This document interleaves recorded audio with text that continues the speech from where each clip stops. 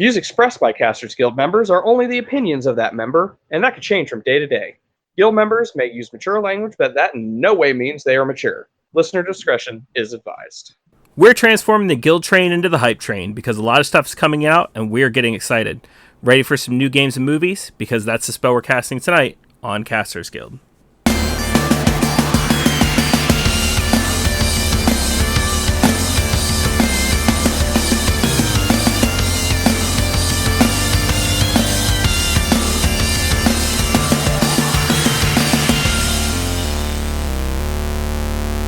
Thank you for tuning in to the first episode during Pride Month of Casters Guild.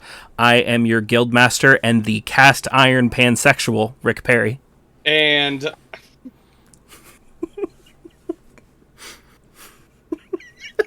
did I catch you off guard? You had to stop for a second. Yeah, give me a second. That's really good. I can't even compare to that.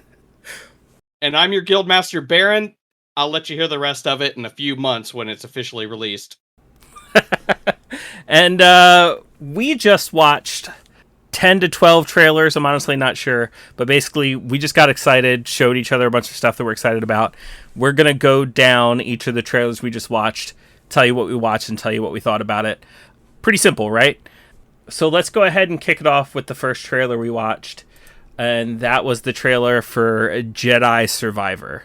Let me tell you, this is the sequel to Jedi Fallen Order. To anyone who doesn't know, Jedi Fallen Order was an awesome game that came out for PlayStation, PC. I'm not sure if it made it to Xbox or not. It might have been a PlayStation exclusive and PC exclusive.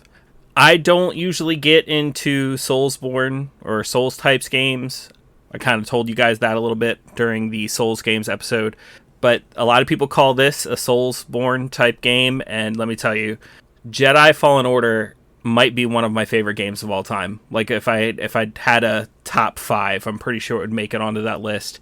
And I am so excited to see where Cal Kestis' story goes. Absolutely. I would have to say that it is probably my favorite, and this is saying something considering how much I love the Knights of the Old Republic. It's probably my favorite Star Wars game. But I also think that it's going to be even better because of a certain show that's airing right now as well. Because if I had to guess, this would be a good time for Cal Kestis to show up in the live-action Star Wars shows. Yeah, you mathed it out right in front of me during our Star Wars episode. And let me tell you, if he does show up, I mean, I would be so hyped. That would be amazing. But looking at the trailer, I think this could be some of my own lack of Star Wars knowledge, or maybe it's just because they're making new stuff up. Toward the end of that trailer, somebody was in a back-to-tank, and I don't have any kind of clue or even guess at who's in that back-to-tank. No, not at all. I know he's missing an arm. At least it looked like he was missing an arm. Mm-hmm. And I don't have any kind of Star Wars knowledge on who that could be. But yeah, he definitely looks like he's been in that back-to-tank for a while, though. Oh yeah. I mean, losing a hand or an arm is like happens all the time in Star Wars. It's almost a requirement at this point. Right. This also brings up a big question on the logistics of Bacta. Like, how long can you stay in that shit? That is a good question. It might be one of those things where he comes out of it. Maybe they'll be like, "Oh, he's got Bacta sickness now." Like, now he comes out of the back-to-tank and he's got some sort of back-to-sickness or something like that. Like, who knows? Or maybe he'll become dependent on it. Like, literally, like, he has to get in the back-to-tank, like, every night. I bet the fingers on his hands are all pruny. Oh, wait. His other hand. His other hand. And them toes, man. Them toesies. All 5 of his fingers. And the Inquisitor. I mean, his teeth looked pretty gnarly, and it looks like the Inquisitor got a hold of Cal Kestis' saber, so that'll be something. I don't know who that was either. I don't know if that was like an Inquisitor or a Sith who's made his way into something else, but I didn't recognize him. You're talking about the sharp-toothed guy with the ridges in his head? Yeah, I think he's just a new character. He's like supposed to be the same race as a Grand Inquisitor, but I don't think he's the same guy. No, I mean, but he is. It's pretty much guaranteed he is an Inquisitor. I mean, like, it's... Well, yeah, I suppose. Yeah. Because, yeah, Because at this point, he wouldn't be a Sith. The only Sith would be Vader at this point. Vader and the Emperor. Sidious. Yeah, the Emperor. So it would pretty much have to be an Inquisitor, or just some dude who's dabbles in the dark side who's not involved with them at all. I'm sorry, I'm getting caught up in math again. Oh, jeez. Happens every time we start touching Star Wars. Right, because I was like, I'm sitting there thinking, I was like, well, wait. I mean, Maul would be out there somewhere. Because Maul doesn't, like, die until, like, well, okay, way later. The events of Rebels kind of happens around the same time as... Fuck, wait a minute. The events of Rebels happened shortly after the end of the Clone Wars? No, shortly after the events of Episode 3, right? Right, yeah, shortly I think after he becomes Darth Vader. Right. Like, he's, like, fresh in that suit, right? Right. So, and that's what the events of Fallen... Wait, no? Yeah. No. Fallen Order isn't long after Order 66.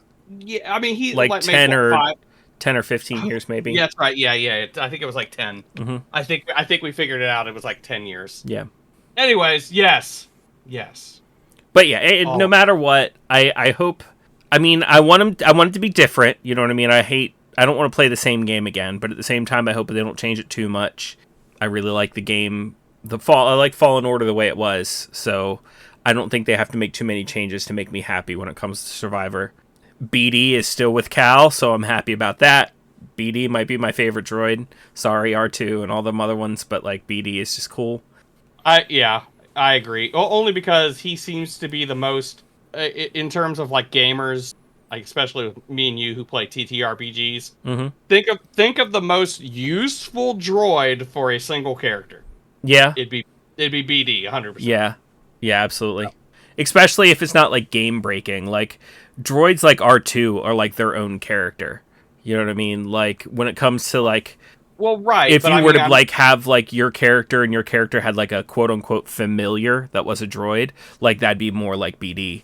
But I would also say like, you know, R2, yes, an R2 unit, no. No. But like R2D2 himself, like yeah, he's like almost like his own character. No. Well, I think even in like the old Star Wars role-playing games, you could play as a droid, if I'm not mistaken. Yeah, it wouldn't make sense if you couldn't. I mean, there are definitely droids like the IG units. Like, there's no reason an IG unit couldn't be their own character, or K2, like the K2SO. I'm not sure what type of droid he is. I don't know if it's a K2 unit but K2SO is definitely like that's a whole character right there. Yeah, K2 would be his it'd be a K unit. 2SO would be the designation. Yes, I think. Which, by the way, we see walking around the surface of Mandalore, lighting that thing on fire. Mm-hmm. Yeah, it's KX series security droid, and then 2SO would be its designation. Okay, gotcha. Or should I say Roger? Roger. All right. Oh, now we're getting into like a whole mess of cool Star Wars stuff now. Let's go ahead and move on. All right. So the next trailer we watched after that was the one for Thor: Love and Thunder. Which, I mean, come on. Yeah, I mean, we all knew we were going to be excited about that. I mean, I'm gonna say it's gonna be amazing. One, I'm hoping Hercules shows up in it. Two, and I'm gonna say definitely got Zeus, right? Like Zeus is right there in the trailer, right? Yeah. Right. Oh yeah, that's him. 100%. I mean, you know, Valkyrie is fighting with his Thunderbolt later on in that trailer, so. So, you know what though? I think I may save this. I may save this opinion for one of our cantrip shows. Okay. Because it's definitely a hot take. So I'm gonna go ahead and sit on. So if anybody wants to hear this one, stay tuned because we have some of our cantrip stuff we have planned. One of them's going to be called hot takes. Wait, what'd I call it? Oh no. What was the tagline for it again? Welcome to Hot Takes, where our show is less last dab and more internet jabs. There you go. Yeah, this will be the first time we're talking about it. Like, so Oh yeah. that's consider that an official announcement. We're working on a little bit of a sideshow. Yep. Still, I think what I'm trying to do though is decide whether I want to do like a video thing like this because it's not going to be very long. It's only going to be like a 15-minute show. Right. Or if we're going to do it on audio. But if we do a video, we could also do audio too. So Yeah. If it's not a video, big you'll deal. probably primarily find it on our YouTube. Right. All right. So, speaking as somebody who doesn't really read the comics, but I'm super into the MCU, this will be my first time seeing the character Gore the God Butcher, who's I'm assuming that's Christian Bale as Gore the God Butcher, right? Correct. I'm getting serious Kratos vibes. I mean, he's got the white skin, face tattoos. He's like, gods are selfish. I need to kill the gods. Like that's fair. Well, I mean, it's funny too because then you see Thor later on, swinging those chains around like he's Kratos, as if he's using the Yeah. blades of chaos. Yeah. So yeah, that's pretty funny. I want- And the nudity. Oh, my yeah. god! The nudity. Oh my god! This is screaming. This is screaming God of War. Isn't it? Yeah. Kratos is just gonna show up. That's the end credit scene. It's Right. like it's just gonna be you're gonna see like a sandaled foot and a blade of chaos drop down next to it. Just... Apparently, I'm too late. Boy, let's go. Oh, But that'd yeah, be no, fantastic. I'm so excited for it. I'm excited to see Natalie Portman back in action. I'm excited to see Valkyrie back at it. But I am super excited for two things. One, Hercules, because I mean he's my boy, Prince of Power. Love me some Hercules. And Two, Thor butt. Thor butt. I mean, no, Bastet. Okay. Bastet. Because you saw Bastet, right? I'm not familiar with who Bastet is, so Okay, so she wasn't in a trailer, but Bastet, the Egyptian goddess Bastet, okay. All right, right. who is also the patron goddess of the Panther tribe in Wakanda. So the patron goddess of essentially Wakanda is in Thor: Love and Thunder. That's great. Yeah, that's exciting. I'm very excited to see that. That'll be great. Yeah, I'm pretty pumped up about that. She was standing right in front of Thor. Well, I mean, yeah, she was Thor at that point in time. She wasn't just Jane; she was Thor. And Valkyrie, she was standing right there in front of them. So something's gonna happen. Something's gonna, yeah. Even if we just hear from her and she's like, "Oh yeah, I have to go back to Wakanda." Oh! I'd love to see. That'll love to be see enough. Gore. I hope she doesn't get killed by Gore because that would just. It doesn't make sense if they just let Gore kill her. So Yeah, and, with I think Wakanda's gone through enough. yeah, let's settle down, guys. Yeah. But I also think that there are going to be gods that get away. Obviously, gods are going to get away. They're not going to kill all the god characters in this. I'm scared for Sif. She's still alive, but I'm afraid that she's going to come back because apparently she wasn't in Ragnarok because of scheduling conflicts, but I feel like if she had been, they would have killed her. So Yeah. I'm scared of her showing up. Yeah. Now, I will say this: I don't have a vested interest in the character of Sif. They did nothing with her. They did more with her in Agents of S.H.I.E.L.D. than they ever did in the movies. Right. But if they kill her off, that means they can't ever do anything with her. Well, here's the thing. Here's the thing, people. The gods have died before in the MCU. Or, not in the MCU, in Marvel Comics. They died, they go to a void, and if they wish to be reborn, they are reborn. That's... Sure. One of the big things is the body that Sif was supposed to come back in, Loki came back in, and that's where they got Lady Loki. So Sif was unable to be reincarnated. So I believe that they reincarnate into the bodies of people, if I remember that right. It's very weird. The comics are very weird. We know that. But let's just say whenever they say death is not permanent in Marvel, in the MCU, I mean, it's very true for the gods. So they can always come back. I mean, honestly, when it comes to the comics, it's not just the gods either. I mean, what was the old saying? Nobody ever stays dead except for Bucky and Ben, and then Bucky came back. And I've seen Ben show up a few times so I mean, come on. Right. So I think MCU death is a little bit more permanent. I don't think we're going to see the return of like Robert Downey Jr. But No. Yeah, and it has to be permanent because these are real people who, age for real. Right, So, exactly. now, do I think that eventually... I truly believe that eventually the MCU is going to run out of steam, and they're going to stop making movies, they're going to stop making money, and they're going to go away. That's just all there is to it. It's going to happen. But before that happens, do I think that they're going to try to rejuvenate the franchise by bringing in new actors to be old characters? Absolutely. Oh, yeah. And they can do that at any point in time with, like, multiverse or whatever. Yeah, exactly. And that's probably why they're setting up the multiverse right now, because they're going to experiment with bringing back old characters. Right. So, yeah, we'll see. We'll see how that works. Wow, we went off on a tangent on that one, didn't we? That's the point, right? That's what we do! After that, we watched a trailer for Pokemon Scarlet and Violet. Jesus Christ! What a long fucking trailer that was. I mean, it was cool, but I feel like it was like 8 different trailers that they slapped together into an hour-long video. Yeah, that's Nintendo, though. That's how they do. I mean, it's kind of why they save their stuff for, like, their own special thing that they call Nintendo Direct. It definitely seemed like something that they would show on a big screen in front of a bunch of people at a convention. Yeah, it's less of a trailer and more of, like, I don't know, tech demo is not the right word. A premiere?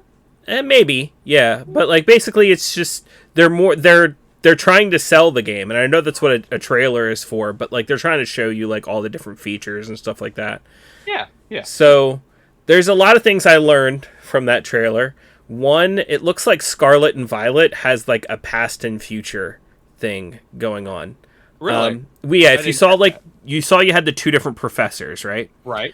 The female professor had, like, almost like a hide shirt with, like, fur around the collar and had, like, a tooth necklace, while, like, the male professor had, like, a glowing blue stripe down his purple and black, like, bodysuit. Right. Okay. And if you look at the legendaries at the end, the Scarlet legendary had, like, dragon scales and, like, fire, and, like, the Violet legendary had, like, jet engines and like hexagonal scales, and, like, so I think they're doing a past and future type of thing. I saw all that. I saw all of it. Mm-hmm. But I also know that Pokemon is so fucking weird. You just that accepted it. Didn't even register to me. Yeah, it's like, okay, these are things. Yep. These are things. And let me tell you, I have the same gripes watching this trailer that I always do with Pokemon. It looks about 5 years old already. Like, when it comes to the graphics, they're a little behind. I mean, the stuff that was obviously pre-made video, where, like, down at the bottom, it's like, this is not gameplay footage. Like, that looked good. But the actual gameplay footage, it's like, why do your 3D models still pixelate at the edges? Like, it's 2022, Right. But it looks like they learned some lessons from Legends Arceus, which I'm excited about. And it looked like they had up to 4-player co-op. That's what it looked like to me. Yeah. Which, that's definitely something new for Pokemon, and something I could be very excited about if I got some friends together who actually wanted to play. Why are you looking at me like that? You're the only person in the room. It's fair. But no one else was in the room where it happened. The room where it happened. The room where it happened. Nice. Anyways. But I don't want to give away too many of my opinions on Scarlet and Violet, because we do have a Pokemon Revisit episode coming up later this season. Do you have anything to say about it? Well, like I said, the trailer is daunting. But honestly, to me, it looked a lot like Sword and Shield to me. It looked very Sword and Shield. It didn't look like they really updated a lot of graphics. Nope. However, it's Pokemans. Mm-hmm. So it could be fun. I don't think I've ever not enjoyed a Pokemon game. Right. I mean, come on. Even Pokemon Snap. I enjoyed Pokemon Snap. Did you play the new one? No. Oh, it's not bad. It's not bad. If you enjoyed the first one, you'll enjoy it. Yeah, I wouldn't say it's just amazing, weird. but It's not even a Pokemon game. not really. No, there are No. Pokemon in it. Yeah. It's So I mean, whatever. But yeah, I mean, that's just generally my opinion on that one. Is it's Pokemon. it's Pokemon. I'm looking forward to. I'm gonna pick Fuecoco as my starter. No questions asked. I'm very Again? the little chili pepper dinosaur. Oh, that was my nickname in high school. Chili pepper dinosaur. That's amazing. Yeah, I was actually originally in the Red Hot Chili Peppers, and I got kicked out. Oh, okay, yeah. Well, they have high standards. They do. I actually did not know how to play any instruments, which is why I was not allowed in. Would you try and like the spoons or something? Like, actually, I came in and I had like a whole set of wine glasses, and I was doing the whole the rubbing the yeah. I didn't even know how to do that. You were just doing it. I was just doing on the job. Apparently, also you can't do that with just glass, which is what I had because I can't afford crystal. No, of course not. So yeah, doesn't resonate right with the glass in here. And they kept the fucking glasses. That's the fucked up part. Yeah, that is fucked up. Yeah, I heard Flea used it at his wedding. Oh, okay. Well, at least you got to be part of that, sort of. Yeah, They didn't invite me to that either, but whatever. All right, so the next trailer we watched was for Willow, the series. The series. Let me tell you, I'm in a hut. Yeah, it was an awesome movie when I was a kid. I watched it a bunch. It's not often that I can say I really enjoyed Val Kilmer in a movie, but Aww, that's not nice. I mean, I'm not saying he's bad. I'm just saying, I can't say that I really enjoyed him in too many other movies. Have you ever seen The Saint? I can't say that I have right now. Maybe it might just be that it didn't leave an impression on me. I don't know. He's also in a an airplane style spoof movie. Oh yeah. Yeah, he plays a spy again. It's actually really funny. It's really funny. Okay. I can't remember the name of it, but yeah, it because it was way back then. So yeah, it was really good. I may look it up. But I don't know. It's just Willow is part of my childhood, and it looks like they're putting a lot of care into it. Not just from this trailer, but I've seen some cast interviews and stuff. It's called Top Secret. So. Oh, okay. But yeah, it looks like whoever is heading up the project knows what they're doing and knows what the fans want. The nice shot at the end of the trailer is a whole D&D party full of adventurers that look like they're ready to take on some shit. That dude's sword. Uh-huh. That dude's sword. I am so fucking hard for that dude's sword. I don't even, you know what? Bleep me. I don't give a fuck. Bleep me. I don't care. No, there will be no bleeping. If you don't want to hear about my erection over a sword, if you don't want to hear about my sword for a sword, I don't want to hear it. You get a short sword for the long sword. It's sufficient. Hey man, short swords are still a good 20 some inches long. I mean, they're stabby. I mean, look at that motherfucker though. It is so awesome. Most people aren't doing a lot of slashing with their dicks anyway, so I'm saying short sword's probably right. That's like a three-handed sword. It's like oh yeah. Oh, it's so fucking pretty. I cannot wait for the fucking. There better be. You know what? There better be a. I want to say a recreation. No. What is it? Replica. There better be a replica of this little thing. There's gonna be. I mean, official or not, you're gonna be able to find a replica of that thing online. And look how he's fucking. It's like on a strap. Mm-hmm. It's like there's a hole in it. There's a strap in there. A strap near the front, and it's just hanging there. Well, yeah, I'm willing to bet if they're okay. I'm not saying this is required for Willow, the television series, or I shouldn't even say television series, the Netflix series. But if they're showing any kind of accuracy, Disney Plus series, you're right. If they're showing any kind of accuracy in the combat, you use a weapon like that with momentum. like you're swinging it in circles and down and around in figure eights. Like you don't stop moving that weapon because there's too much heft Right. to it. And as soon as you stop it, it's going to take too much to get started again. So having straps like that on there, I don't think that's just for like storing Right. it. I think that it'd be really cool if they showed, I think, a little bit of combat accuracy and actually use those straps when swinging it around in combat. And then I'm looking at old pictures because I pulled up that picture to look at the sword, and now I'm seeing like young Willow in one picture and old Willow in the picture right next to it. He was such a fucking baby in the original Willow. What? I mean, I'm not. I mean, I'm not trying to be demeaning when I call someone a baby. Right. It's like he's such. I mean, he was what? He was literally a child when he was playing Wicket in Was he? Star Wars. Yeah. Oh, yeah. Yeah, when he was the Ewok, he was Yes. literally a child. Yes. So is this his first role as an adult? Probably. Oh man, 1988. Uh-oh, we're gonna do more math. You ready? No, because I was born in 87, which means you're basically just doing math on me. Okay, so 19. Oh my God, he was born in 70. He was born in 70. Which means he And- was like 18 for that movie. Yeah, it had to have been his first adult movie. Also, weird fact, Warwick Davis and I are both Gen X. Yeah. We're both from the same generation. He's actually not as old as I thought he was, honestly. I thought he was like pushing 70 at this point, but he's only like 52 years old. Yeah. That's not old at all. Well, I mean, I'm not trying to be offend anyone, but his condition, I mean, people who have his condition tend to look a little bit older. It's part of... You mean being British? It's part of being a little person, is like they tend to look a little bit... Now watch, older. I just pissed off a bunch of British people. Jesus Christ, settle down, Brit.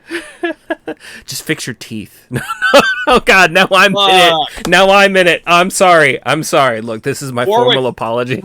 Warwick Davis has pretty teeth. He does. I'm looking at him right now. Look at that smile. He does have pretty teeth. Pretty family too. God damn it, Willow.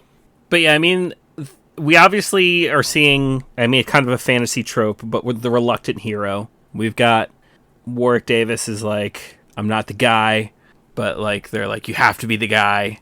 I mean, wasn't he the reluctant hero in the original too? You know, it's been long enough that I don't remember.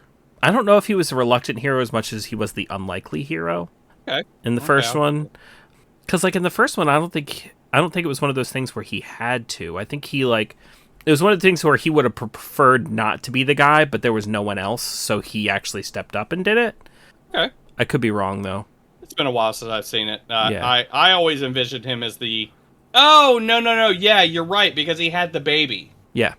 So, yeah, a reluctant, I guess, is... I mean, no, you know what? I think he can be reluctant and unlikely. Like, he wouldn't have done that if he hadn't been so emotionally attached to this child already. Right. So he did it. He was reluctant, but he did it because he's a good man. Mm-hmm. Yeah. Okay, I'm here for that.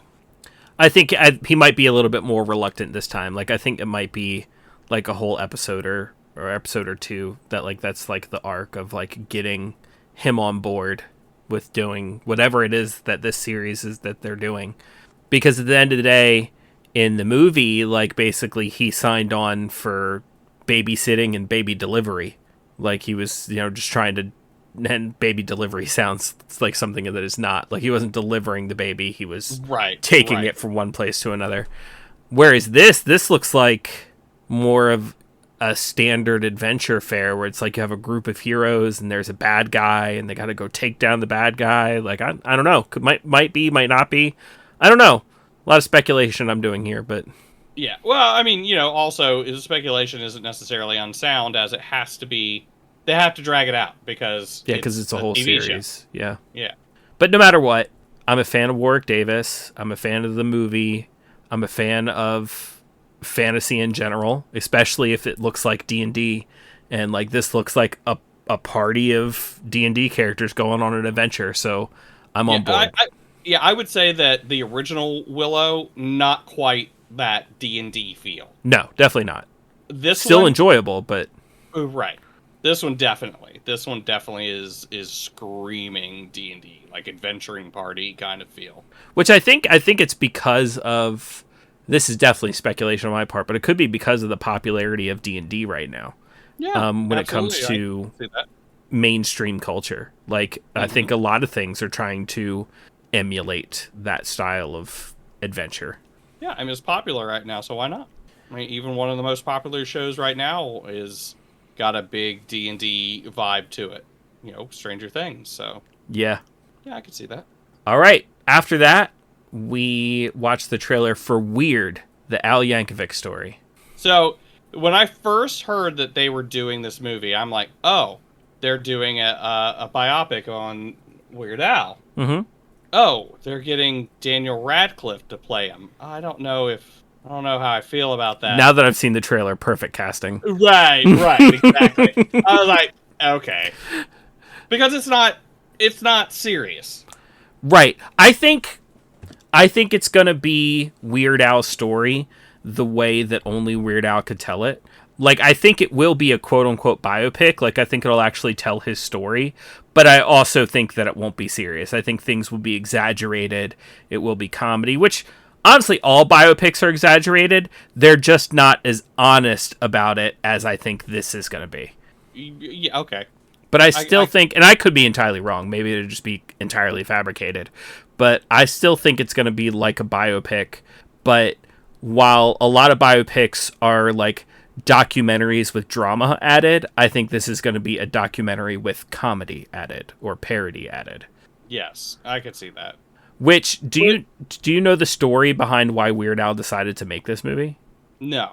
Okay, so I want to say it was about 8 to 10 years ago. Were you familiar with the website Funny or Die?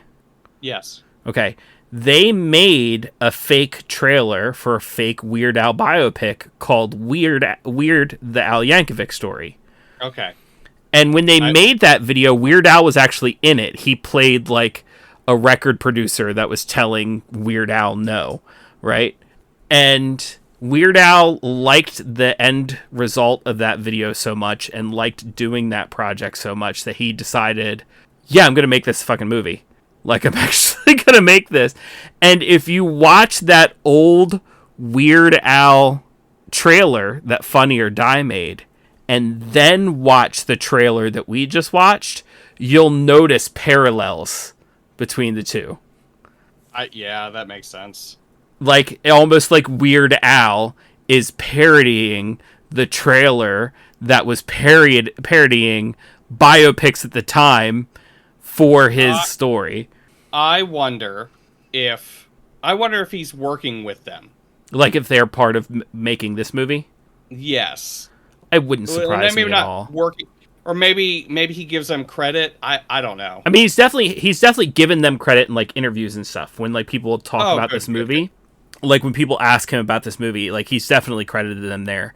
I'm willing to bet if nothing else, they'll go to special thanks in the credits. But I also would not be surprised at all if they're like consultants on the movie or if they're actually working on the movie. Because I mean, what else are the Funny or Die guys doing right now? I mean, they might be part of a different project or something like that, but.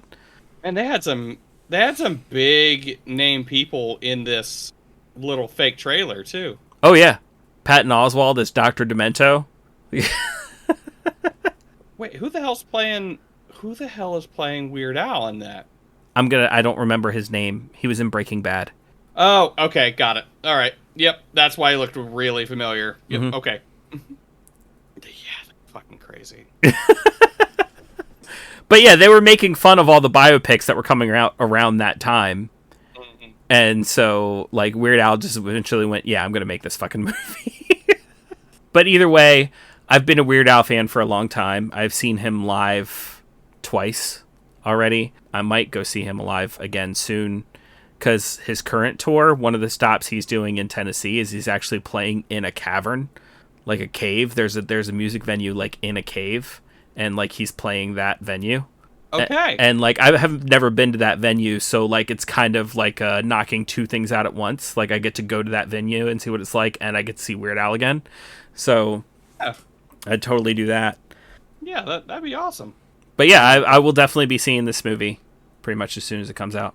Yeah, I heard it's not going to be very long, and it's going to be on oh, is it what's it going to be? It's going to be broadcasted on Roku. Is it Roku? I thought Mhm. it was the Apple. No, it's I'm looking at it right now. It's the Roku channel. Got it. Which I hope that that's not the only place it's available, because right now I'm not paying for Roku. I'm paying for a lot of other things. Like if I have to pay for Roku to see it, I will. Maybe even if they have a free trial, like I'll do that, watch the movie, and then bail. I don't Right. know, but like no matter what, I'm gonna see that movie. Mm-hmm. Yeah, that'll be fun. All right, so after that, we watched one for a Netflix series that's coming back. We watched the Umbrella Academy season 3 trailer. Hell yeah. Uh, it's going to be good. I saw some shit in this. I'm pretty excited for it.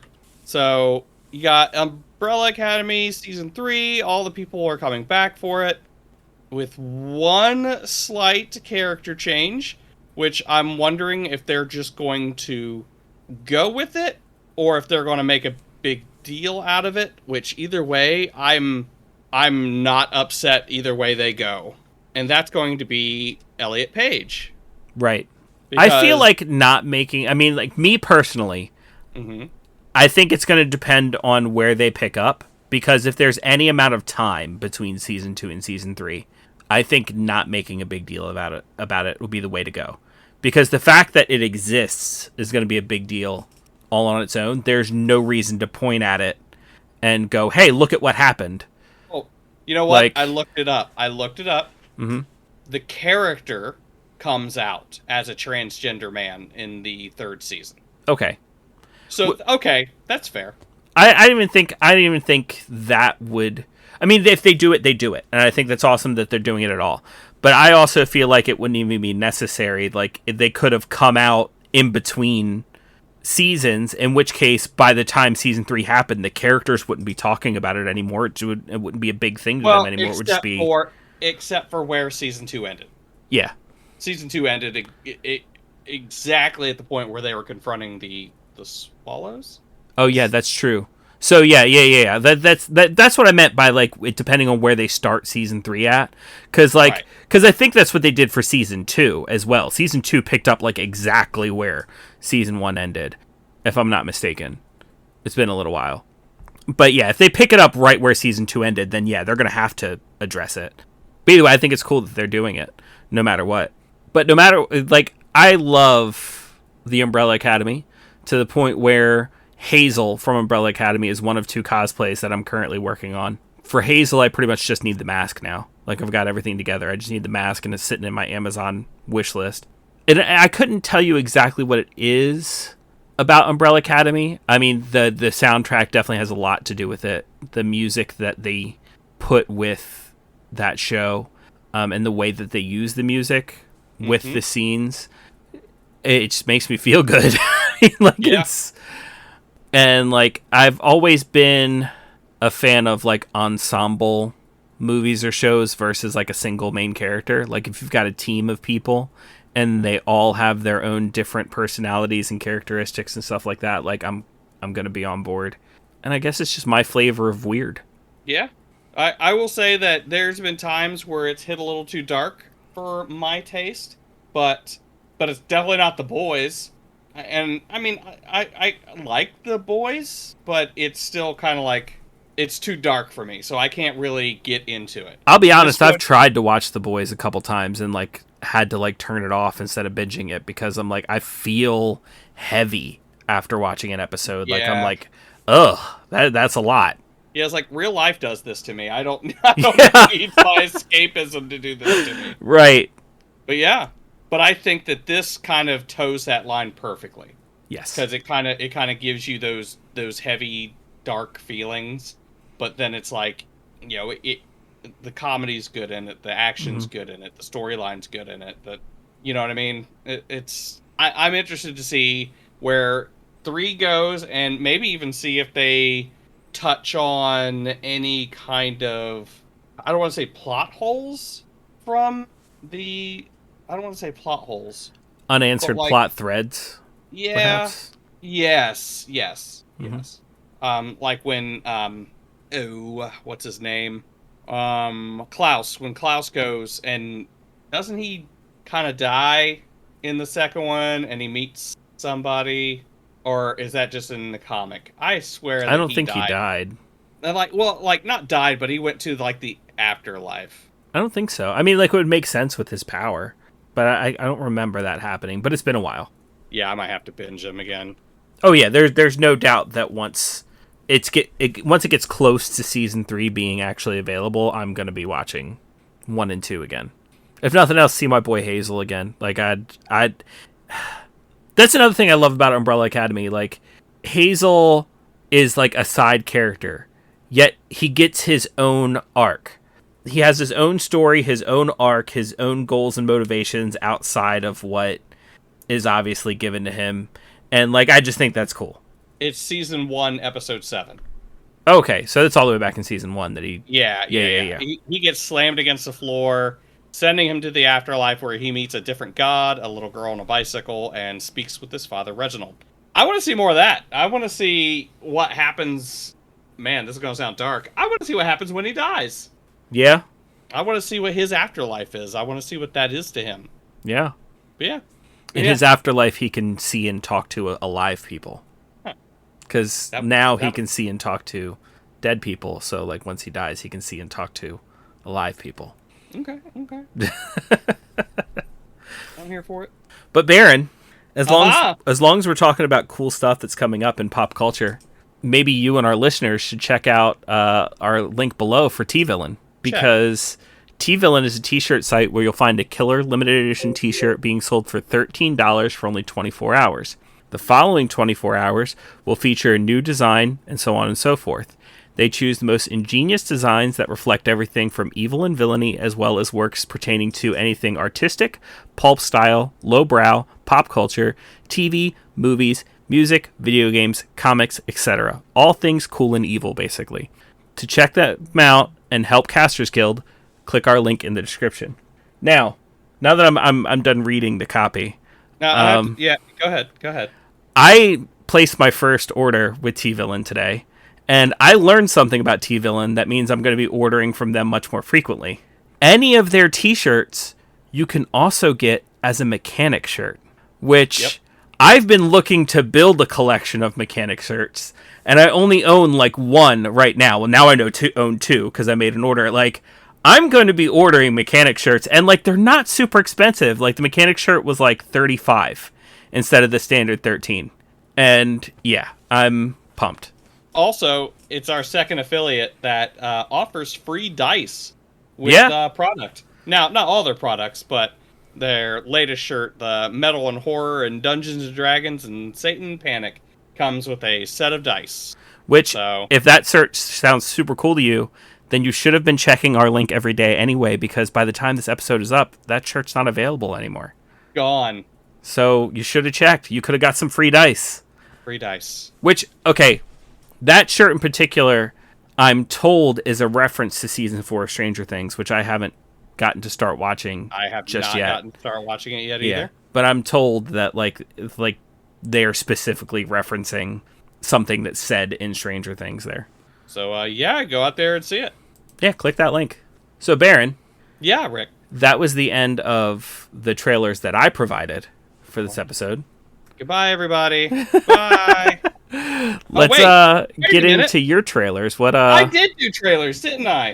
All right, so let's get into the trailers that you brought. Sure, yeah. So first and foremost, I chose 3,000 Years of Longing. I'm pretty pumped up about that movie. This is... Just want to make sure this isn't what I think it is. Yeah, okay. I just wanted to make sure, because it's like kind of had that A24 vibe, and I want to make sure it wasn't an A24 movie. But yeah, it's got Idris Elba, Tilda Swinton. Tilda Swinton plays a mild-mannered United Kingdom lady. I believe that she is a Scottish lady in this. Mhm. I'm not sure if Tilda Swinton herself is Scottish, but...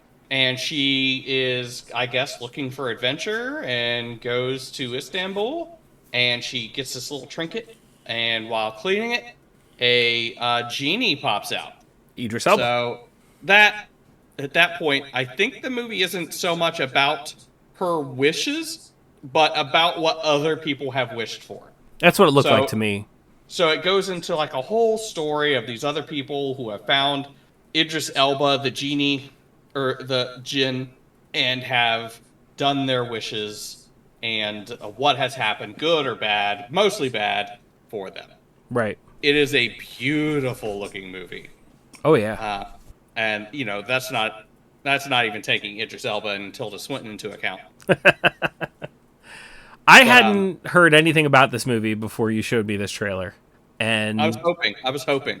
yeah, now that I've seen this trailer, I'm on board. I mean, first of all, I mean, the cast alone has me on board. Oh yeah. Again, just beautiful.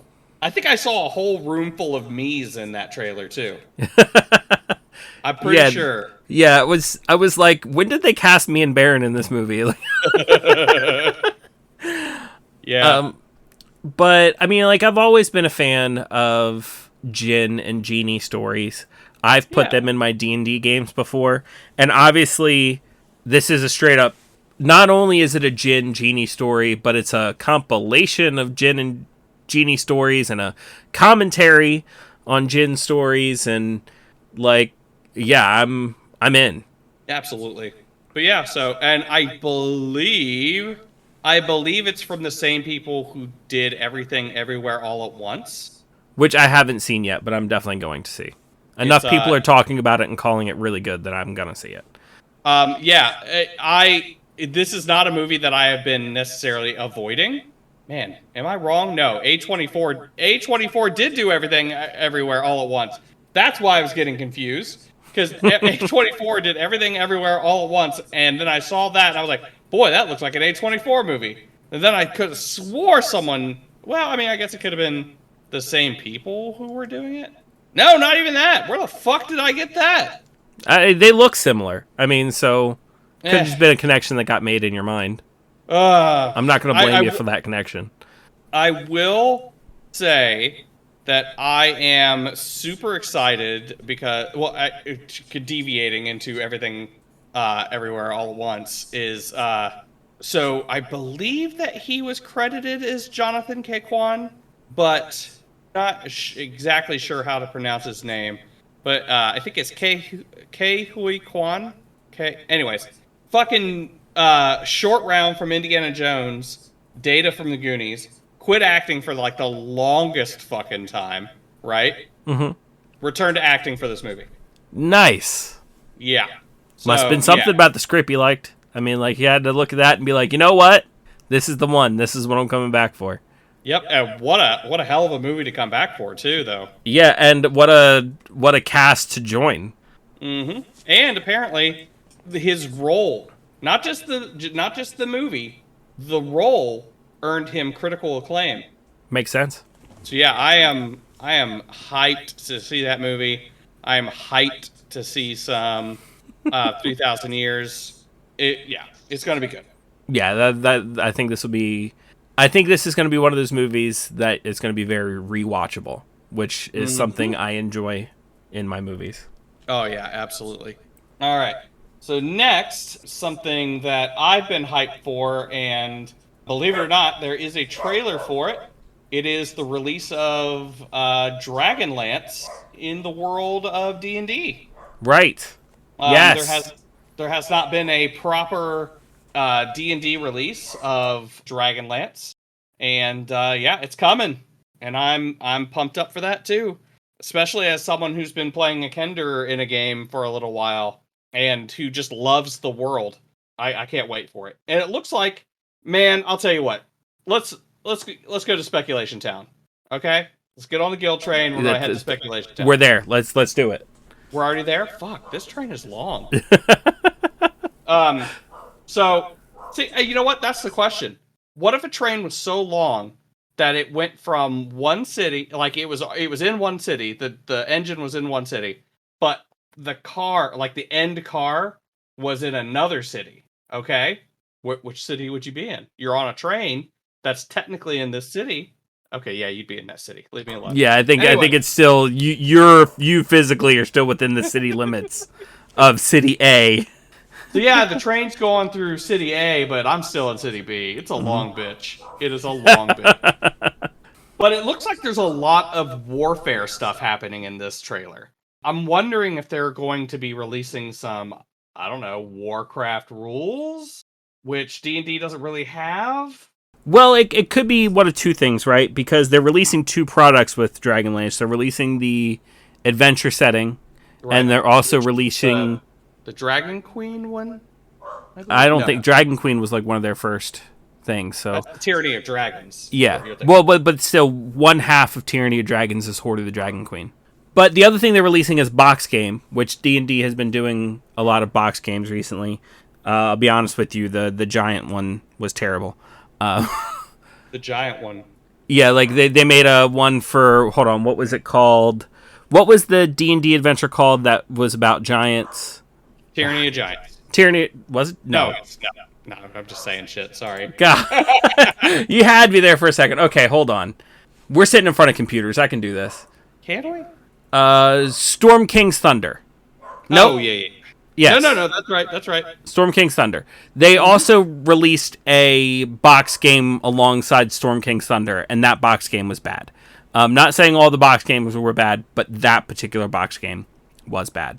But so the box game is like a thing where you take your players through it.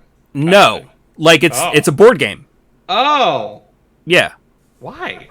Well, they for people who don't want to sign up for a whole campaign, right? But they do like D&D stuff.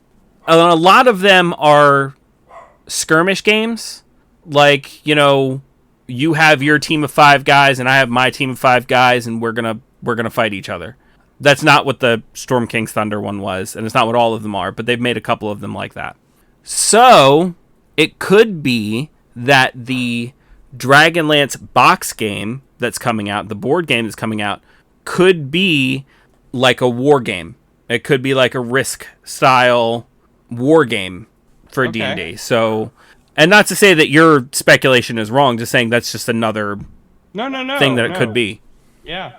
Because when in the trailer, they showed the book and the box, but both of them were completely blacked out. They're like, we're not going to show you what either of these look like. This applies to both. Yeah, okay. So, yeah. Long story short, I am just hyped. So.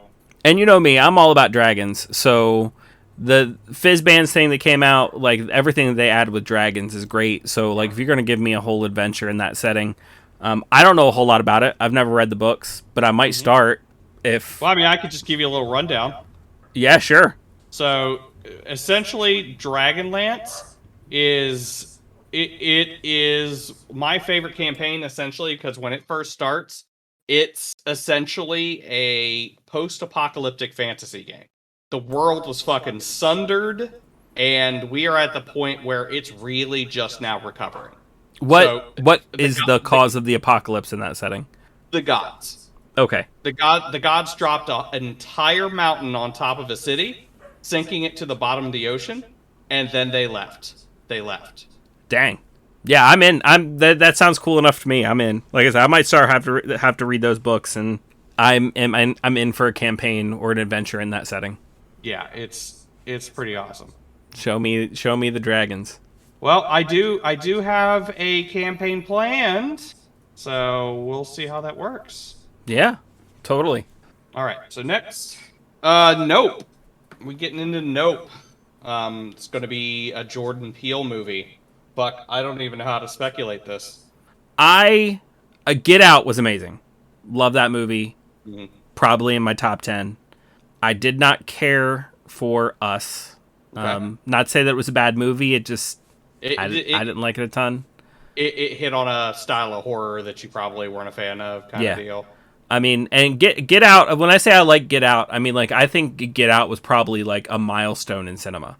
Like I think it's an important movie. So I mean, with his current projects, I'd say I'm 50-50. So I don't know what to expect out of this one. I mean, it looks cool on the trailer. I don't know what to expect a lot, but I also don't want to know what to expect. When it comes to horror movies, if you give me everything with the trailer, that kind of ruins it. Right. especially if it's anything like Get Out, because the reveal in that movie is great. So I don't know. Yeah. I will say that the trailer itself definitely it didn't reveal a lot of stuff, which I'm fine with. Yes. In fact, it left a lot of things rather confusing. Yeah. Um, Obviously intentionally. right. Because you could watch that and be like, okay, so okay, so some of the wordplay that they use, it could be this. Well, no. Well, maybe it's aliens. I mean, maybe. That was my It. first guess when I saw the lights and Mhm. that doesn't mean it is. Right. Yep. I mean, I think, and that may be on purpose as well. Yeah. Um, It could be knowing Jordan, aliens are the red herring, and then right? Knowing Jordan Peele, it's probably going to be he's probably going to go way far away from our expectations, Mhm. but not in like a bad way. Like he's going to hit it. I think that he's going to hit it, and we're not going to see it coming. And it's not. I don't even think it's going to be like an M. Night Shyamalan kind of twist thing. I just think that he did the trailer just perfectly enough that we're not in any kind of way knowing what the fuck's going on. right. I think that hits the nail right on the head, and it's what I want out of a horror movie trailer. Like, to the point where if I'm gonna watch a horror movie, a lot of times I avoid trailers because I don't want to know. Like, I don't want to see all the jump scares ahead of time. I don't want to know what's coming. So that, if nothing else, they did the trailer right. Yes, absolutely. So yeah, but and as you were saying before, all of whether you like them or not, all of Jordan Peele's movies have been huge hits, because the man's an amazing writer. Absolutely. I will say I'm not necessarily a huge horror fan, but I mean Jordan Peele's the man. He's a great writer, so I am willing to give this a shot, even if I go into it knowing that this is going to be a full on horror movie. Yeah, I'll definitely I'll give, like, I didn't dislike Us enough to not want to watch his future projects. So like, I'm there for it. Right, exactly. All right. So, and then next, it was the Across the Spider-Verse Part 1. Hell yes. What Up Danger is still on my playlists to this day. It looks like the music's still going to be great. I mean, the trailer starts with Sunflower. So it looks like Miles and Gwen have grown up a little bit. We got 2099 in here. It looks like there's some conflict between Miles and 2099. I'm blanking on his name. I know he's Latino as well. It's Miguel, I believe. Yeah. Miguel O'Hara, Yeah. I think. I could be getting the Irish name wrong, but yeah. I mean, if you watch the post-credits scene from the last one, you knew he was coming anyway. Right. Which, yeah, I'm pretty pumped about. I think that the altercation that they get into, though, is more of a Miles got thrown into the multiverse, essentially, and he realized that and knew that he wasn't going to be able to get back on his own, so he went out to grab him and bring him back, which is probably where all that's coming from. Definitely makes it look like they're getting into a fight, but yeah, I kind of thought the same thing, that like might even be in the movie a mistaken thing, that like Miles is like, "Who are you? Get off me!" and it's actually he's trying to help him. Like, who knows? Right. Yep. But from what little bit I saw, the animation is even better. It's amazing. Which is really saying something, because the animation on that first movie was already incredible. So to be even better is really saying something. Right. So yeah, it's like I was saying while we were watching it. I could just watch an hour of them just flying through the multiverse, them just trying to catch Miles and maybe even get caught up in some altercations, but never stop the movement. Keep rolling through the multiverse. That would be great. There wouldn't be much of a story, but I feel like it wouldn't even matter because it would just be that good. So, back in the PlayStation 2 era, there were a bunch of different Spider-Man games. People talk about Spider-Man 2 all the time. It was a great video game. But there was also a game called Ultimate Spider-Man, which was very similar to Spider-Man 2, but it was based off of the Ultimate Spider-Man comic books and I think even animated series. And the whole thing was cel-shaded, and the animation looked great. We're getting a lot of good Spider-Man games nowadays. There's another one coming out already. It's been announced. that has Peter and Miles in it. But it would be really cool if we got one in this animation style, and you could play a game in this animation style. I would love to see an Across the Spider-Verse video game. I'd be down.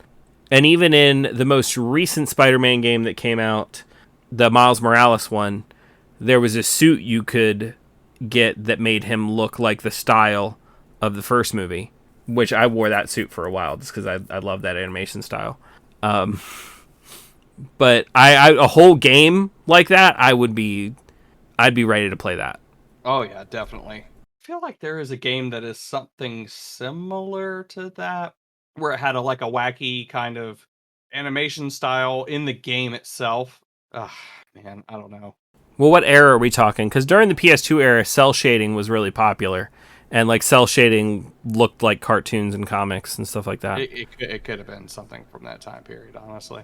Because like you had Legend of Zelda Wind Waker, Cell Damage, Sly Cooper was animated that way. I love the Sly Cooper series. There's that Ultimate Spider-Man game I was telling you about. Like, yeah, cell shading got really popular for a little while. Yeah. Oh, and then next was She-Hulk. That's coming out fast. That's going to be out like a little later this year. Which, I mean, I'm sure some of these other ones are coming out soon too. But this one is like, I think, right after essentially Miss Marvel. Like it'll be the next Marvel Disney show that comes out after Miss Marvel. I am a fan of She-Hulk in real life. I actually own She-Hulk #1. Oh, well, that's cool. I love her. I love the comedy that comes. I'm a fan of She-Hulk for the same reason I'm a fan of Deadpool. It's a character that does not take itself too seriously. Also is very self-aware, as they both break the fourth wall. And I believe She-Hulk was breaking the fourth wall before Deadpool was. It looks like in this trailer that they're carrying that over into the series. Not necessarily the fourth wall breaks. I don't know if they are that, but okay. I didn't see a fourth wall break in the trailer, but like it also might have been there and just not been as obvious. No, there's another trailer. Oh, okay. There's a scene where her and Bruce are dressed up all 70s styles, and she does the whole looks at the camera. You wouldn't like me when I'm angry. So. Okay, that's good. Yeah, but you can definitely tell it doesn't take itself too seriously. That and the whole line where she's like, "I'm not a superhero," and makes me think that like it might lean more into the fact of her being a lawyer, which is during the Marvel episode I already said that's what I want. Like I want to see like a whole courtroom procedural show out of Marvel. I think that what we're going to get, if I had to guess, and I believe I heard someone else talk about this, but for life of me, I can't remember who it was. But I believe that, and I agree with what this person was saying, that it was going to be a procedural case by case. So like, each episode is going to be a different case. So each episode is going to be a different person that she is. So like, Emil Blonsky was in the trailer. He's probably going to be one of the people she's defending. Titania is in this. And if I had to guess, she is also defending her. And probably she'll lose the case, which is why Titania hates her now. Frogman's in it. I don't know if you saw him. It was like a blink and you miss it. No, I missed it, but I'll go back and watch it. My boy MT over at New Rockstars is psyched because he called that shit. Not necessarily that Frogman was going to be in She-Hulk, but that Frogman should come to the MCU. So, well, if it's going to be a procedural with a different case every episode, it is Marvel's chance to bring a lot more obscure characters in that they don't have to like make a whole show around that character or make a whole movie around that character. They can just be like, "Yep, this character exists. Now they're in trouble with the law, and She-Hulk's helping them out. Okay, now they're gone." Like which I think would be really cool. So, yeah, definitely. And I think that even though we've already seen Titania and Frogman and Emil Blonsky, I believe that we're definitely going to get a few more. In what capacity? Don't know. But I would also love to see... Oh, yeah, because she's a defense attorney, right? I believe so, yeah. She's representing superheroes. Oh, no, he's a defense attorney, too. Yeah, I don't think we're going to see She-Hulk versus I Daredevil. would love to see Daredevil in it at least at some point. Oh yeah, they At got some to point. drop him at some point. Like even if it's just Now she consult. could be. Well, no, she's a defense attorney. She's not a prosecutor. Yeah, even if it's just a consultation or something, they don't have to be like across the well from each other. They can, like, who knows? I mean, okay, so the whole thing is right in the trailer. They talk about how they want her to be like the face of lawyers for superheroes or whatever, and in the MCU, we've already seen Matt Murdock represent a superhero, so somebody's got to bring that up at some point in time that like, oh, this guy was Spider-Man's lawyer. So it'll happen. He was also Frank Castle's lawyer. Yeah. Well, I don't know how much of that series that they're saying is canon or not, but I know, but still. yeah. Well, to hear the Russos talk, Frank Castle is the one driving that package truck in the one that hit Nick Fury's truck. No. Oh, gotcha. Yeah. Anyways, they said he was in it. Now, it's not very canon. It was also, it was after the movie kind of interview kind of thing, but yeah, totally. But no matter what, I mean, like, it looks like the show is going to be exactly what we wanted it to be, which Marvel keeps doing that. I don't know how they keep doing that, but they keep doing that. Now, I will say, and I'm not going to get very disparaging about this because I get the trepidation with some of the looks that you see in there, but I really, really wish that if the only gripe people have about this is the way that she looks, can you just please just wait for like a trailer that's closer to when it comes out, or even just wait until a show comes out, and if the show comes out and she looks like crap like she does in these trailers, then yeah, stop watching. Fine. If that's going to ruin your enjoyment of this show, then okay, fine. Go your way, go watch Howard the Duck and have a good time.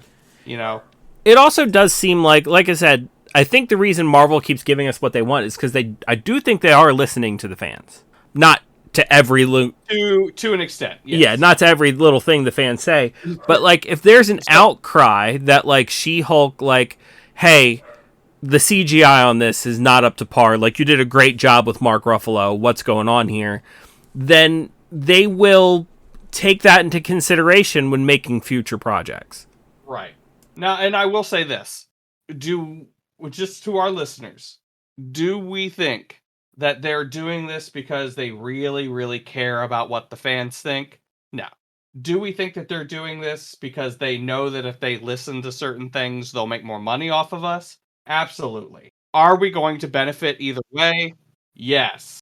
So yeah, you know what? If you think it looks like crap, go ahead, jump out there, say it looks like crap. Maybe that's y'all's tactic anyways. Maybe you're jumping out there saying, this looks like crap, I'm not going to watch it. And you're hoping Disney will see it and they'll change it. Sure. But I will say that another big gripe is that she's not super muscular. I think that you should probably also wait for that too.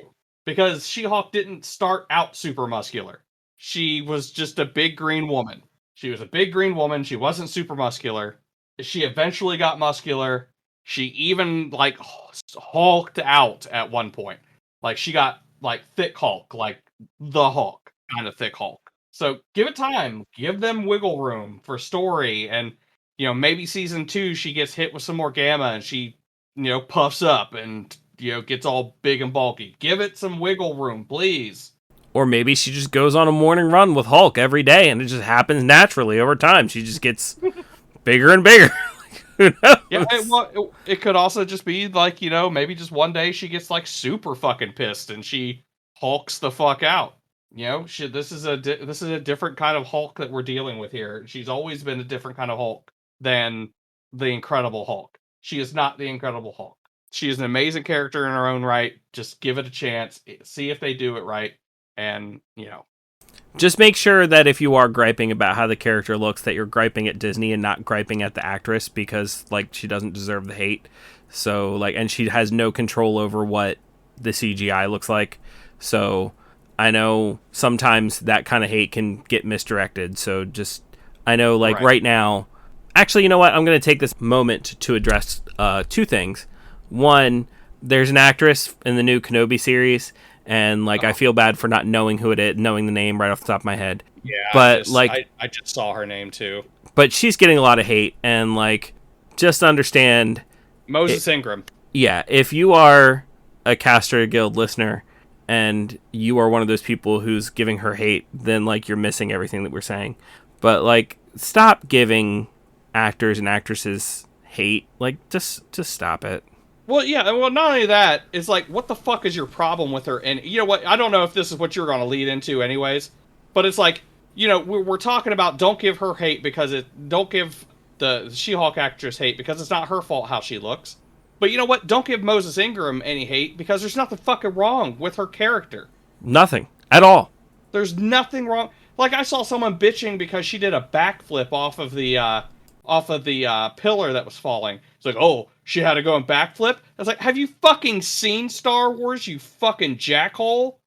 You know how many fucking like watch Phantom Menace again. Watch Yoda fight at all ever. And then yeah, watch that little motherfucker.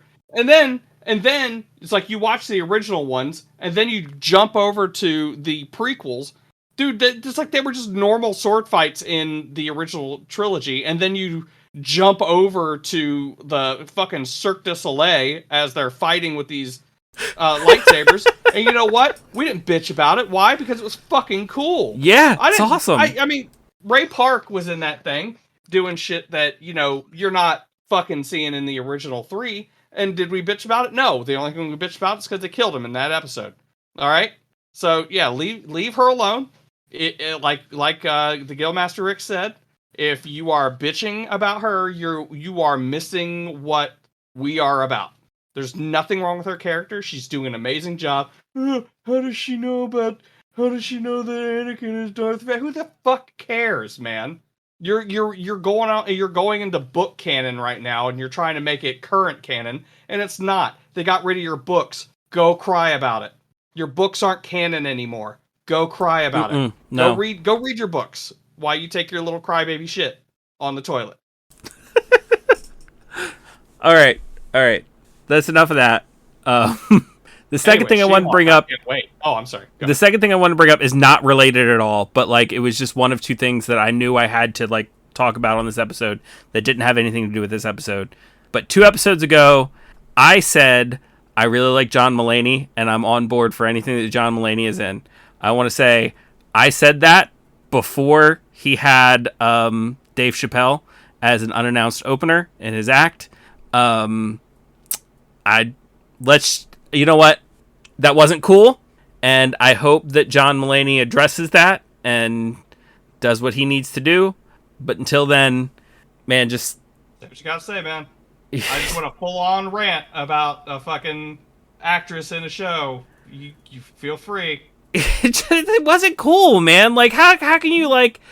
No. Like, and like it just sucks. I mean, like. And, like, this is such a first world problem for me to have. This is such a privilege problem for me to have. But, like, it seems like all the things I like and everything I like, just shitty people get involved. And now I can't like that thing anymore. And I'm not saying I can't like that thing anymore because other people will judge me if I like that thing. It's because those things weigh on my conscience when I watch those things. Like, if I try to go watch Harry Potter now, like the entire time I'm watching Harry Potter, I'm like thinking about what a shitty person J.K. Rowling is, and like that weighs heavy on me, and it's shitty. Like I hate it. And now, like every time I try to go watch something or watch some John Mulaney stand up, because like he was one of my favorite stand up people, like I'm gonna think about the shitty thing that he did, and it's gonna be less enjoyable. Just stop being shitty people and let me enjoy your stuff. He built up a whole fandom based off of his jokes, and he was catering specifically to, people in the LGBT community and stuff like that. And then to have him build up that community, to build up that fandom, and then turn around and, shake hands with Dave Chappelle. Yeah, that's definitely a slap in the face to a lot of trans people. So yeah, I get it.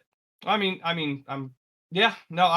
100. I back you up 100%. I share your opinion in this. The guild masters are united on this front. I can see some of the arguments where maybe John Mulaney was doing this show and this wasn't up to him. Maybe he was just putting on a good face. But you know what? I also haven't heard him say anything about it. And that's what when I say hopefully John Mulaney does what he needs to do, that he needs to address it. Like, he needs to come out publicly and be like, hey, he was unannounced. I just found out he was there. I asked him if he wanted to come on and do a set. I didn't realize he was going to do an entire anti-trans set the entire time. You know, I don't stand behind that. I apologize for bringing him out. You know, something. Say something. Yeah, something.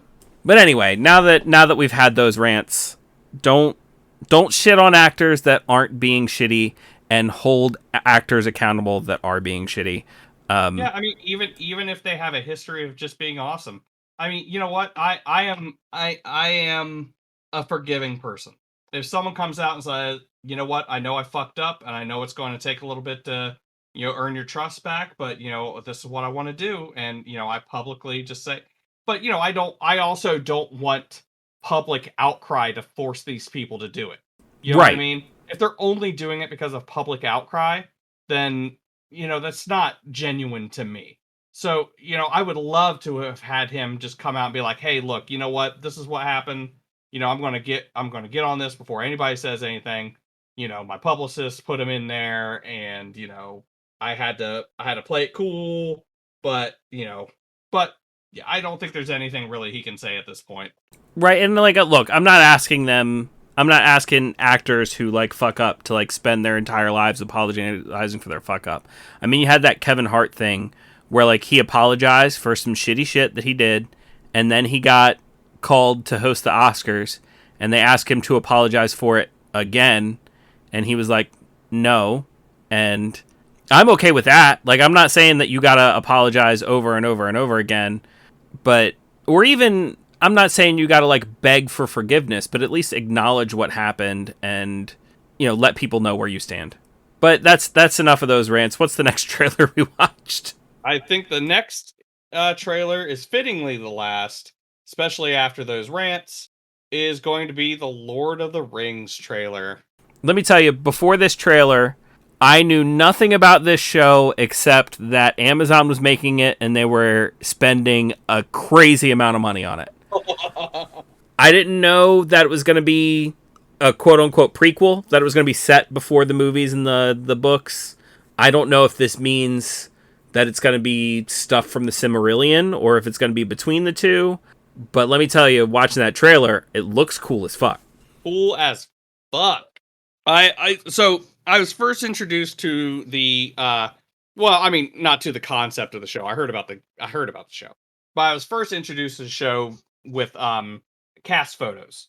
And let me tell you, they look fucking amazing. They look amazing.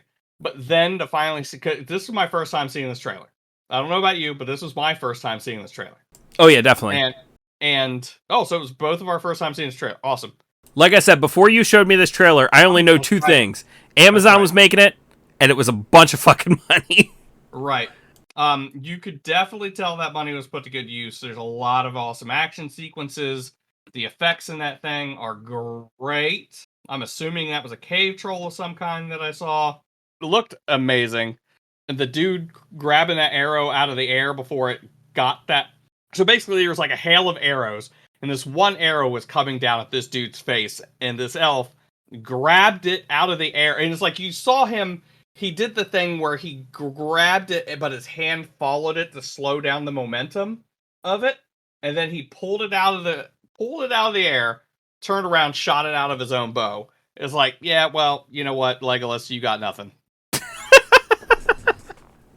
I feel like that's something we could have saw Legolas do. We just didn't follow him long enough. But yeah, that's some shit. I mean, like, that's okay. I know I keep relating things back to D&D, but I said this right after we watched the trailer. That dude's got to be like a monk ranger multi-class because that's a straight up move you can do in D&D if you're a monk. You can straight up catch an arrow out of the air and throw it back. So rather than throwing it back, he shot it back. Like, that's just fucking cool. Yeah, it was great. It was great. And if we can expect that level of cool out of like the entire series, and like, I don't know like who our main character is, or if we're going to be following her the entire time. But like there was one person that they were focusing on for that entire trailer, and I don't know what it is, but I'm very interested to find out what her story is. You know what I'm interested in seeing? The dwarf woman. Yeah, Because you don't ever see dwarf women in anything. Well, I mean, maybe D&D, but like, you know, you don't see them in you didn't see them in like the Lord of the Rings stuff. You don't even hear them mentioned in the books. I mean, you would assume that dwarves aren't, you know, laying eggs. They don't reproduce asexually, you know. There has to be some dwarf women around there, right? right. So yeah. Yeah, I'm pretty pumped. Pretty pumped to see all this stuff. And also, it's going to give a lot of good background into because it's going to be about the Rings of Power, is what it's going to be about. So I'm Right. pretty That's pumped to that's hear some more. the what do you call it? The subtitle is the The Rings of Power. mhm. So yeah, I'm pretty excited to see it. It looks beautiful. It looks out of the TV shows, all the TV shows that we put out there, this seems to be the largest production because Well, it's I got to mean, be. I mean, the budget is ridiculous. yeah, it's like, yeah.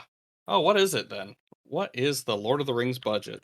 Lord of the Rings I'm pretty sure show. we looked this up when we did the Lord of the Rings episode, We're and like gonna they were do it spending more per again. episode than most movies spend on like the entire movie.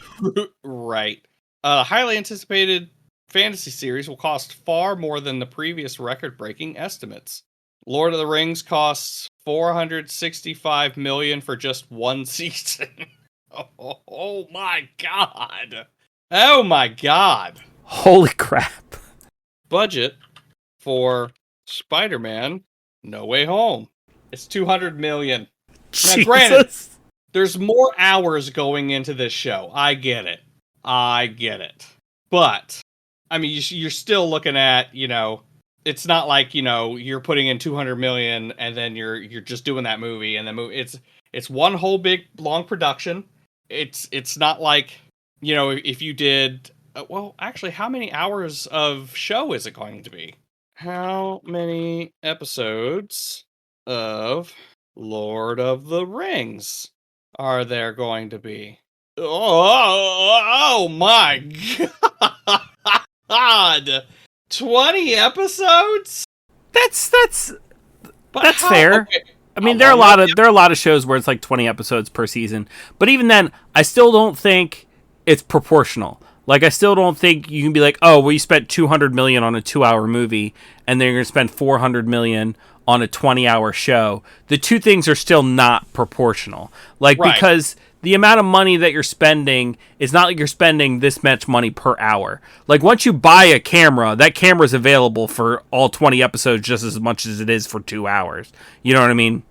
Now I'm looking at another website that said it cost the entire season cost $1 billion. I That's don't know who to believe. I thought it was with a B. Like, I thought there was a billion in there. Like, that's what I thought. Now they're changing. There's another story. The Lord of the Rings on Amazon will have 8 episodes for the first season, and the first 2 episodes will have a running time of almost 3 hours. I don't know who to believe. Jesus. I mean, I'd believe it for Lord of the Rings, but God, I hope not. I don't know if I could sit down and watch a show that's 3 hours for the first. Jeez. You know what? I say that, but then I've watched Critical Role, so See, I don't. yeah. I mean, I'm gonna watch it. Like, I'm gonna complain about how long it is, but I'm gonna watch it. Yeah, that's fair. That's fair. Hmm. I'll sit there with my Hobbit platter of food, and maybe you know what? Maybe I'll invite some friends over and do a watch party out of it or something. Yeah, that'd be a way to do it. Have just do a potluck. Actually, that'd be perfect. Yeah, exactly. Potluck, a Hobbit Hobbit potluck.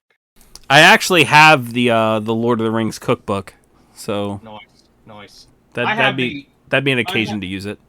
I have the Elder Scrolls one, which I think is close enough. No, yeah, no. I'll get the Lord of the Rings one too. We need to do a cooking show. Now turn around and say everything that you just said into the mic. Nope, because then that's going to mean that I need to commit to it.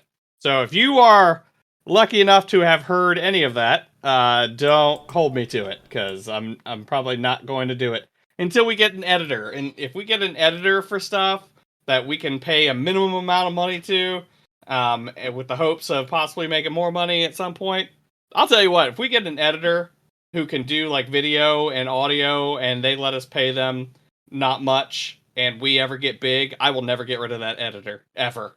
They will be my editor full time. And if someone's like, oh, someone else could do a better job, well, you know what? We're making a lot of money. We're just going to send this one to school because we're never getting rid of this one. In fact, you know what? Maybe we will. You're not our editor anymore. You're our We won't get rid of them. We'll promote them or move them into a different role. Yeah. So if you're okay at editing, let us know. We'll get big together. Happy Pride. All right, you ready to wrap this one up? Yeah, sure.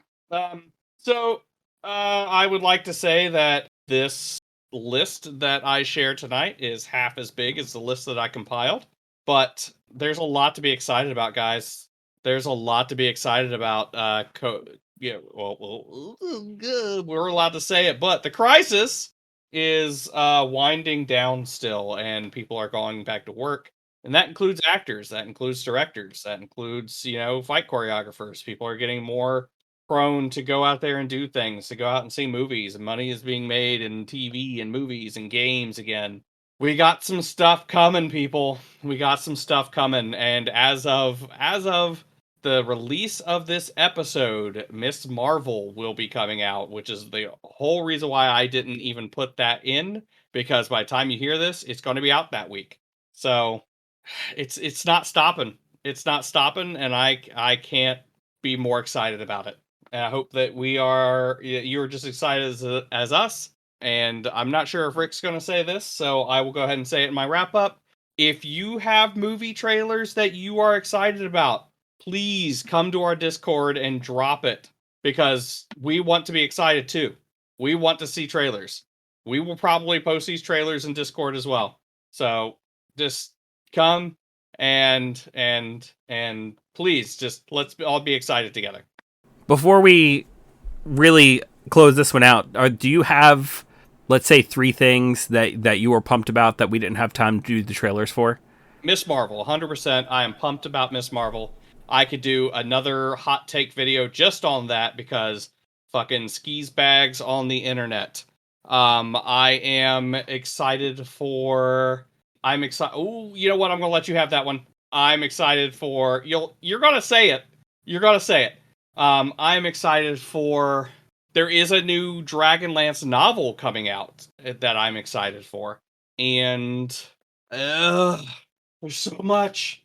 There's so much, Rick. Nothing I have a trailer for. You know what? I don't think there's a trailer for it, but I'm going to double check. All right, maybe not. But yeah, so I got those two. Those are the two that are at the forefront of my mind right now.